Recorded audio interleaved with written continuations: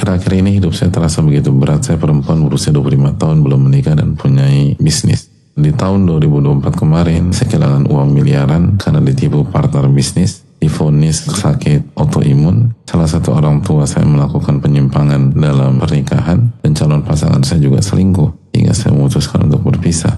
Sampai saya menyadari hal ini semua bukan milik saya, dan Allah bisa sewaktu-waktu uji dengan mengambil semua hal yang saya sayangi. Namun saya ini hanya manusia biasa yang kadang bisa kecewa dan bersedih dengan keadaan. Lalu nasihat apa yang Ustaz agar iman saya bisa terus ikhlas kuat menjalani hari-hari dan yakin bahwa saya bisa melewati ini? Syekhul Islam pernah menyampaikan bahwa setiap kita menghadapi kesulitan dan kesusahan hidup, pasti ada nikmat-nikmat yang Allah berikan di waktu yang sama. Dan itulah firman Allah SWT, fa inna ma'al usri yusra. Sesungguhnya bersama sebuah kesulitan pasti ada lebih dari satu kemudahan. Ditipu partner bisnis miliaran di usia 25 tahun. Coba tanya seluruh pengusaha-pengusaha terbaik, apakah ini akhir dari segalanya? Apakah ini benar-benar menghancurkan kita? Secara umum mereka akan cerita, saya ditipu lebih banyak lagi dari itu, dek atau nak. Artinya dalam kasus seperti ini, semua orang sukses mengatakan bahwa ini adalah proses yang mahal dan akan bermanfaat bagi kita kalau kita bicara jangka panjang. Jadi ada banyak hal yang kita anggap itu benturan hebat. Kalau ditanyakan sama orang-orang expertnya atau yang udah pengalaman, itu normal bagi mereka. Dan itulah jalan yang harus ditempuh kalau Anda ingin berhasil. Padahal kita udah stres, udah depresi, udah panik, udah bingung, udah mentok. Kita fokus hanya dengan kesulitan.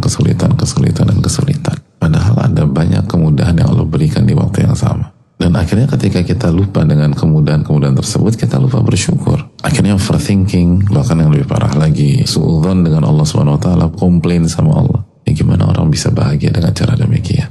Contoh yang lain misalnya, calon pasangan saya juga selingkuh, sehingga saya memutuskan untuk berpisah. Ini musibah dari semua sisi, atau ini ada banyak hikmah dan kenikmatan di dalamnya? Allah singkap kelakuannya sebelum pernikahan, sehingga kita tidak berumah tangga dengan orang yang kata Allah innahu kana fahisyatan wa sa'a sabila, yang melakukan perbuatan keji dan menempuh jalan yang buruk. Ini kan diselamatkan sama Allah SWT.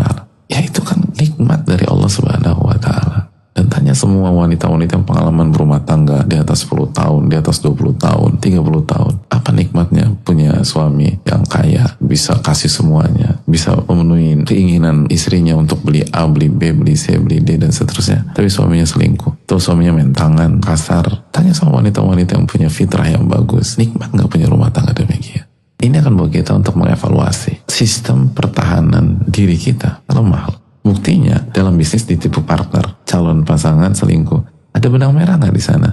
Ini sama-sama ditikam dari belakang.